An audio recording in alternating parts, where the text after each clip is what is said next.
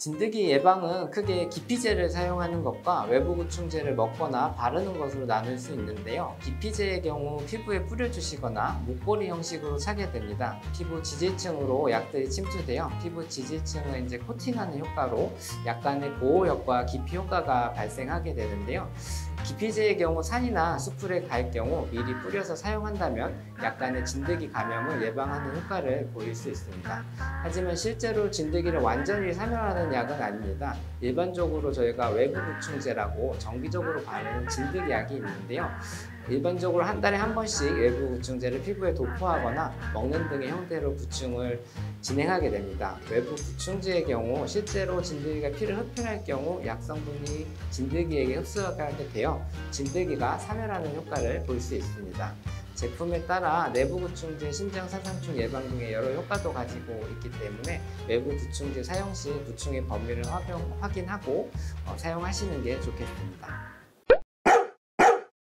우선 진드기에 물린다면 진드기를 떼어주시는 게 좋습니다.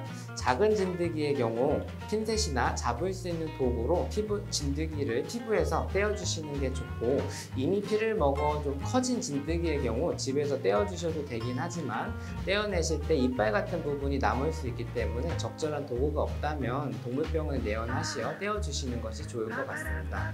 또한 너무 많아 떼기 어려운 경우도 많은데요. 실제로 병원에 내원하는 경우 발 한쪽에 수백 마리씩 있는 경우도 많은데요. 이런 경우에는 다 떼기가 어렵기 때문에 진드기 구충제를 외부에 도포를 해서 진드기 구제를 하게 됩니다. 진드기가 피를 먹게 되면 약물이 작용을 하게 되어 진드기가 죽게 되는데요. 일반적으로 2-3일 정도 시간이 지나면 진드기가 죽게 되고, 진드기가 죽은 상태로 피부나 피모 사이에 이제 남아 있을 수가 있어 그런 부분들은 이제 빗질이라든가 목욕을 통해서 제거해 주시면 좋을 것 같습니다. 또한 이런 진드기 매개 질환에 대해 알고 계시는 것이 중요한데요. 진드기 매개 질환의 경우 주로 빈혈이라든가 혈소판 감소 등을 일으키는 형태로 나타나게 됩니다. 진드기에 물리고 한 달 이내에 혀가 창백해지거나 힘이 없거나 열이 나거나 멍이 든다면 반드시 빠른 시간 내에 동물병원으로 내원하시어 상태를 체크해 보는 것이 좋겠습니다. 특히 진드기 질환 중에 굉장히 위험한 질환으로 중증열성 혈소판 감소증이라는 질환이 있는데요. 이 질환의 경우 혈소판이 감소하게 되어 위험할 수 있는 질환으로 사람의 경우에도 현재까지 치료 방법이 없는 상태여서 치사율이 20%에서 30% 정도 굉장히 위험한 질환입니다. 그렇기 때문에 이런 증상이 보이신다면 반드시 병원으로 내원하시어 적절한 처치를 받는 것이 좋겠습니다. 신장 사상충의 경우 모기가 심장 사상충의 자충을 강아지에게 옮기는 질환이어서요. 주로 모기가 여름철 등장을 하게 되는데 5, 6월부터는 본격적으로 모기가 많아지기 시작합니다. 이에 4월 정도부터는 반드시 심장 사상충을 예방해 주시면 좋고, 사실 심장 사상충의 경우 모기가 옮기는 거다 보니까 겨울에도 간혹 모기가 있는 경우가 있어서 지역에 따라서 모기가 보이신다면 상시적으로 해주시는 게 권장됩니다. 대표적인 심장 사상충 약에 실제로 라벨에 보면 부작용의 비율이 이제 1.1%라고 되어 있습니다. 1.1%는 백분율로 보면 낮은 비율이지만 약 입장에서는 부작용 빈도가 굉장히 높은 비율이긴 해서요. 100마리 중 1마리가 부작용 빈도를 보이기 때문에 굉장히 독한 약이라고 볼 수 있습니다. 약 복용 후 부작용이 발생한다면 추후에 다른 성분의 제형으로 변경해보는 방법이 있을 수 있습니다. 보통 심장 사상충 약이 독하다라고 말하는 부분은 이버맥틴이라는 성분 때문에 그런데요. 이 이버맥틴이라는 성분은 폴리종에서 특히 위험해질 수 있습니다. 2000년대 초반에 폴리종이라든가 목축경, 셰퍼드 등에서 MDR1 유전자의 이상이 발견이 되었는데요. 이 유전자의 변형이 있게 되면 보통 약물이 세포 안으로 들어가서 분해가 돼야 되는데 그렇지 못하고 세포 안에 갇히는 효과가 일어나게 돼서 세포 독성이 강해지게 돼서 독성을 일으키게 됩니다. 이에 이버맥틴을 과량으로 복용할 경우에는 심장이라든가 신장, 소화기 등의 장애를 일으켜서 사망에 이르게 될 수 있을 정도로 위험할 수 있기 때문에 반드시 주의해야 되는데요.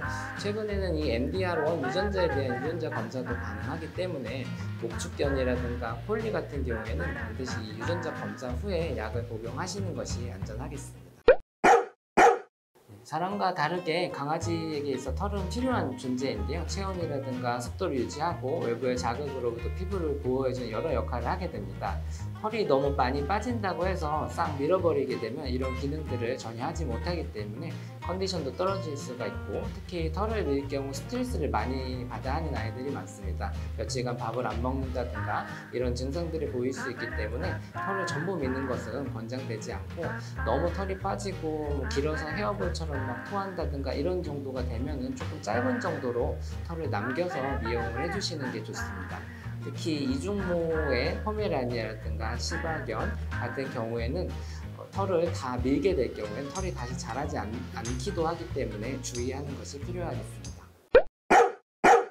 네, 봄철이 되면 따뜻해지면서 외부 활동이 많은 시기가 되겠습니다. 겨울철 산책을 오래 하기 힘들다가 외부 산책을 오래 할 경우 무리하게 뛰거나 하게 되는데요. 근골격계 질환이 많이 오게 되는데, 실제로 골절이라든가 염좌로 봄철에 병원에 내원하는 빈도가 많습니다.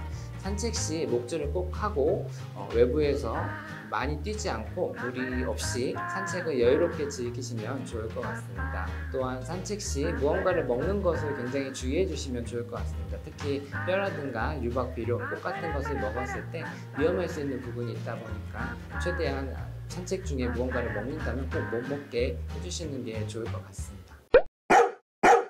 날씨가 좋아져서 야외 활동이 많아지는 시기인 만큼 반려견의 건강을 위해 주의해야 할 부분도 많은데요.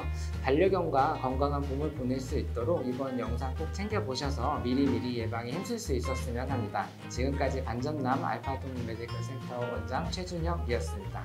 감사합니다.